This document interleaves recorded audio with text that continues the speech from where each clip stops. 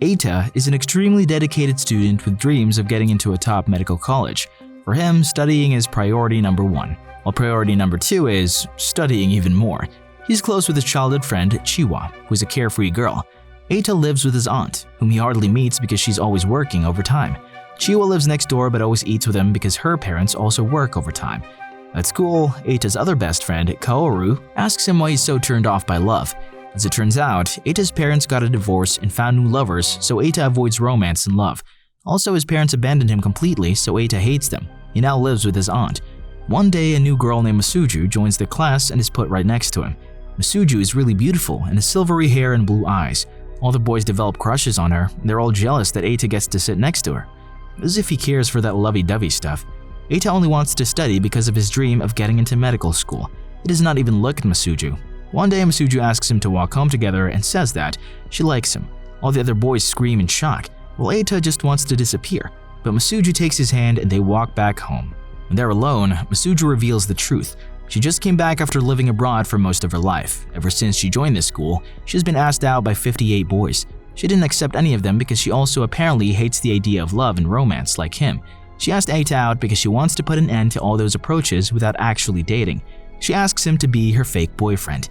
Eita declines the offer, but Masuju has no intention of letting him go. She pulls out his journal and reads all his private stuff in there. His secret fantasies of being an ancient warrior and other embarrassing stuff. She threatens to release them if he does not accept her. Eita has no choice but to be her fake boyfriend. But more than anything, Eita is worried about how Chee-Waa will react. Chee-Waa does not react well. She literally comes running to them and yells at him. But Masuju talks to her gracefully and pulls Eita away. Masuju forbids him from telling their secret to Chee-Waa. Instead, she meets Chee-Waa.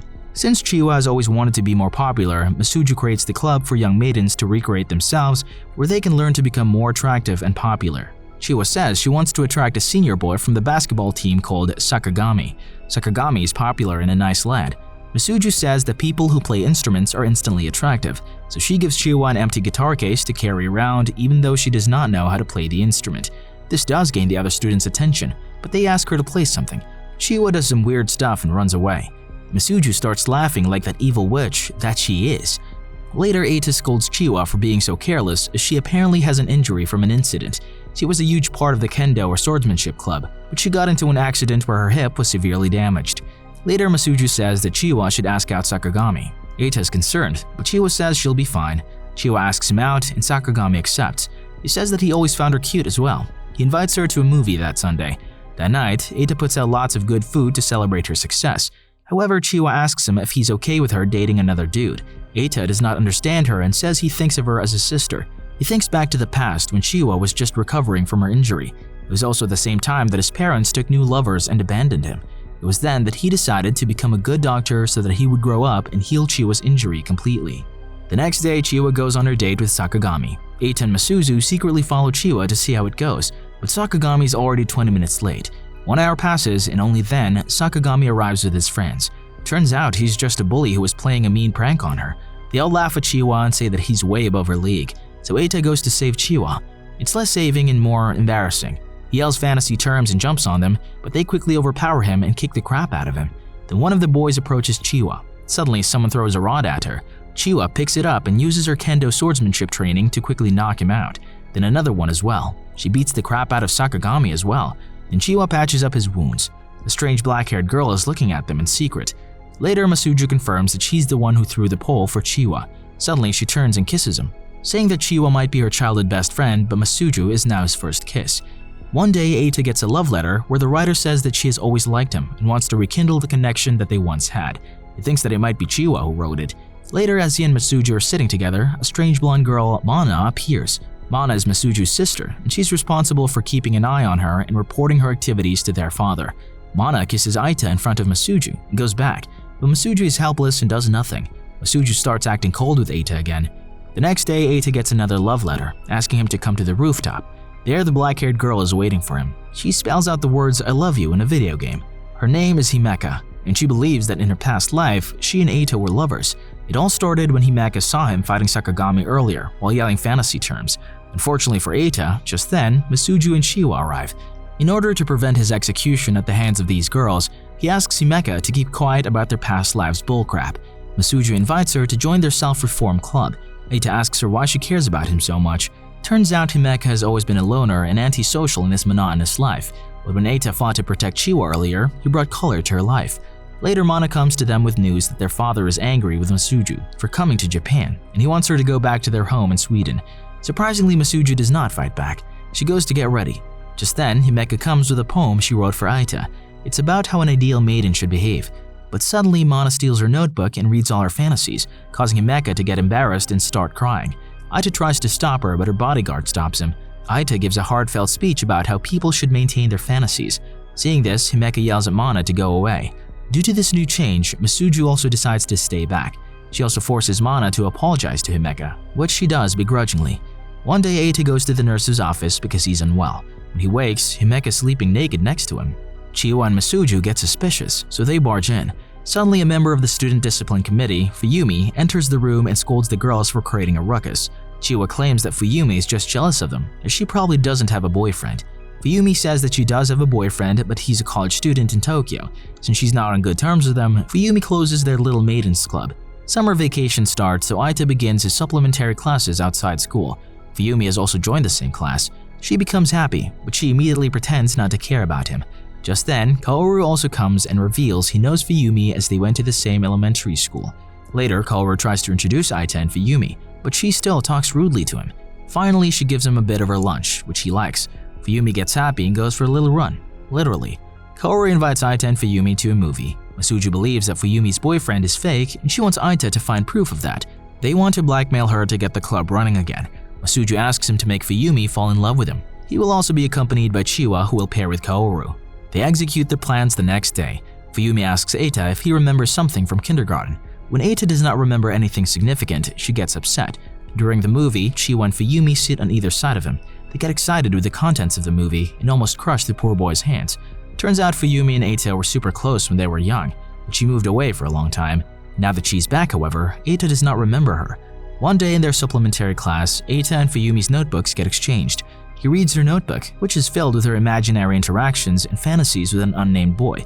Fuyumi finds out and chases after him, and they end up on a back staircase. Fuyumi cries in embarrassment, but Eita reveals that he makes up his own fantasies as well, and it doesn't have to be embarrassing. Fuyumi thanks him and hugs him. Later, she invites him for a walk. They go to their childhood locations where they used to play as children. When they see the fireflies in an old staircase, Eita starts to remember his past with Fuyumi. Then, Fuyumi pulls out a piece of paper which they once wrote when they were kids. It's a marriage registration written in crayon and signed by the two of them 10 years ago. Eita is shocked that he did that. Fuyumi also confirms that her college boyfriend is fake. Then she demands that he stamp the marriage registration with his fingerprint, but he runs away. "Don't worry, honey, he's just going to get the milk." Later, Fuyumi allows them to run their club again in return for joining them. Now that Fuyumi is in the club, she reveals that she knew Eita back in kindergarten, which is even before Chee-Waa knew him. Chee-Waa becomes upset as she always claimed to be Eita's first childhood friend. But Masuju changes the topic by reminding them that they are now a proper club because they have the minimum 5 members required, so they need to prepare for the summer training camp. They all decide to go to the beach, but Chee-Waa is still upset about what Fuyumi said. So Eita reassures her by saying whichever friend came first, she's the one he spent time with the longest. She happily hugs him. Masuju also says that she's the only one who does not have any memories with Eita, so he promises to make lots of memories with her starting now. Later, he introduces his friends to his aunt and guardian, Psycho. But Aunt Psycho immediately senses that he and Masuju are fake dating. You see, she works in a video game company which makes cutesy games for adolescent girls, so she has developed an intuition about how an actual couple behaves. As they discuss how to raise money for their trip, Psycho suggests that she work with her in the promotion of her company's new game, Oridere. They're perfect for this job because they're all head over heels in love with someone, namely Eita. Masuju still claims that she's his girlfriend and the one most in love with him, so Psycho challenges her by using a compatibility app. She asks them various questions. According to the app, Fuyumi's answers show that she's the one most in love with Eita, with Chee-Waa and Himeka after her. Masuju comes dead last because her answer was too perfect and calculated. Masuju becomes offended by this, so Psycho suggests that they participate in a competition in Oridori promotion. Whoever wins, Psycho will give her the blessing to marry her nephew, Eita. All the girls get excited about getting Eita all to themselves. Before Psycho's gaming convention, they go to the beach as planned. They all enjoy the sea and play games. For one game, Eita has to go blindfolded and smash a watermelon. All the girls gives directions, but Masuju gives directions to herself, and instead of the actual watermelon, Eita grabs her melons. Later that night, Chee-Waa pulls out a little souvenir for all of them. a symbol that looks like Z but is actually the Japanese symbol for the word maiden. They all worked together and kept it a secret from Masuju to surprise her. Masuju thanks them, and she's shocked that even her rivals would do such a thoughtful thing for her. She admits that she herself is a very bad person. She also saw the last page of Eita's journal where he has written his dream of becoming a doctor and healing Chee-Waa. She thanks Eita for everything and promises to free him at the end of the trip. The next day, Eita runs into Mana's butt. Mana tells her about her family, how their father used to treat Masuju like a trophy just to show off in their high society. He forced her to be an ideal daughter. Mana says that Masuju needs someone to support her in her struggles. That day, the Oridori promotion event begins. The girls have to get on stage and tell everyone why they love the person that they love. Chee-Waa talks about how she's childhood friends with the one she loves, and he's working hard for a greater goal. She hopes to be an even better person for him. Next up is Himeka's turn, but she gets nervous and goes to Eita. Himeka says I love you to Eita and thanks him. Ever since she started talking to him, she has been able to interact with her classmates like a normal girl and made friends with the other girls. Their moment is captured on camera and Himeka accidentally completes her participation. After some other random NPC girls speak, it's Masuju's turn, but she just says that her boyfriend broke up with her. Eita does not accept that, so he goes onto the front and demands that she finish their tale even if it is fake. Masuju cries. Why does he still want to be with her when he has all these other wonderful girls around him? He says that it's because he loves her. Then he gets up on stage and kisses her. Damn, it must suck to be one of the other girls. The next morning, Masuju joins Eita in bed and acts all cutesy with him. Eita has no idea what to do, so Psycho tells him to make the other girls completely hate him. That way, they will leave him and Masuju alone. So he goes to Himeka and says that he's not really her lover from their past lives. Her real past life lover has reincarnated somewhere else in the world. But she does not believe his BS, just jumps on him. Next, he goes to Fuyumi and thinks of ripping the marriage contract. But Fuyumi starts crying for some other reason. Eita panics and accidentally gets a paper cut, resulting in a bit of his blood on the paper. His signature. Fuyumi's absolutely happy. Finally, he goes to Chee-Waa and she just starts crying, saying she's not that beautiful and doesn't have a great body like Masuju. Eita goes to console her, but she turns around and they end up kissing. Chee-Waa tenderly tells him I love you, and even Eita blushes. Masuju sees this and they get into a fight. Looks like Eita's troubles have just started.